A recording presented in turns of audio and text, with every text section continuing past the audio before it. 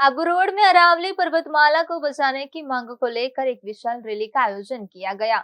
ये rally Abu road bus stand से प्रारंभ होकर उपखंड कार्यालय तक पहुंची, जहां प्रदर्शनकारियों ने सरकार के खिलाफ जमकर नारेबाजी करते हुए नाराजगी जाहिर की। रैली में पूर्व विधायक संयम लोढ़ा, वर्तमान विधायक मोतीराम कोहली, जिला अध्यक्ष लीलाराम गरासिया सहित कई जनप्रतिनिधि और सामाजिक कार्यकर्ता मौजूद रहे। आबू रोड सहित आसपास के ग्रामीण क्षेत्रों से बड़ी संख्या में लोग रैली में शामिल हुए। इस दौरान आदिवासी समाज के लोगों ने अपनी पारंपरिक भाषा में गीत गाकर अरावली संरक्षण को लेकर लोगों को जागरूक किया। पूरे क्षेत्र में अरावली बचाओ, भाजपा मुर्दाबाद जैसे नारों से माहौल गूंज उठा। रैली को संबोधित करते हुए पूर्व विधायक संयम लोढ़ा ने राज्य सरकार पर निशाना साधते हुए कहा कि अरावली पर्वतमाला का संरक्षण पर्यावरण और आने वाली पीढ़ियों के लिए बेहद जरूरी है, लेकिन सरकार इस दिशा में गंभीर नहीं है। रैली के समापन पर प्रदर्शनकारियों ने राष्ट्रपति के नाम ज्ञापन तहसीलदार को सौंपकर अरावली क्षेत्र में हो रहे कथित अवैध खनन और पर्यावरणीय क्षति पर रोक लगाने की मांग की। क्या मांग है आपकी मुख्य रूप से? बीजेपी लगातार लोगों के साथ षड्यंत्र करती आई है और ये उद्योगपतियों, खनन माफिया के साथ मिलकर के षड्यंत्र रचा है।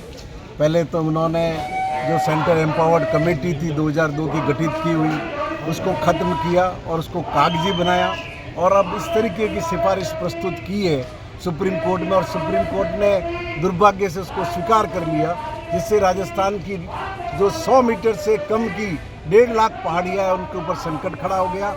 उन पर संकट खड़ा हो गया मतलब हवा पर संकट खड़ा हो गया, पानी पर संकट खड़ा हो गया, रोजगार पर संकट खड़ा हो गया, वन्य जीवों पर संकट खड़ा हो गया और पूरी सभ्यता पर खड़ा हो गया। इसका पुरजोर मुकाबला करेंगे, घर घर से लोग निकलेंगे। अभी शुरुआत है। हमारी प्रधानमंत्री जी से विनती है कि वो अब भी लोगों की बात सुने और सुप्रीम कोर्ट में फिर से एक प्रार्थना पत्र प्रस्तुत करके पूर्ववत जो परिभाषा अरावली की रही है उसको कायम रखें।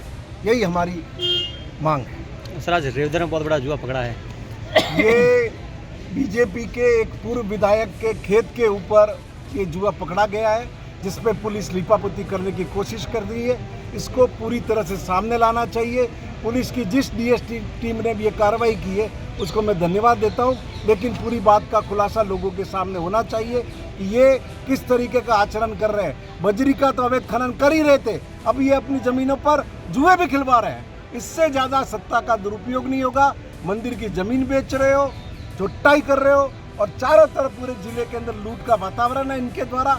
इसीलिए कभी तो कोई डॉक्टर पकड़ा जाता है, कभी कोई प्रिंसिपल पकड़ा जाता है, कभी बीएसएफ बीसीएमओ पकड़ा जाता है, कभी ईओ पकड़ा जाता है, कभी ट्रांसपोर्ट डिपार्टमेंट के इंस्पेक्टर के खिलाफ कार्रवाई होती है, कभी माउंट आबू में इनकी नेता कहती है कि ये माउंट आबू कोठा बनता जा रहा है और सुमेरपुर के थाने में इनकी पार्टी का जिला उपाध्यक्ष कहता है कि पुलिस थाने नीलाम हो रहे हैं।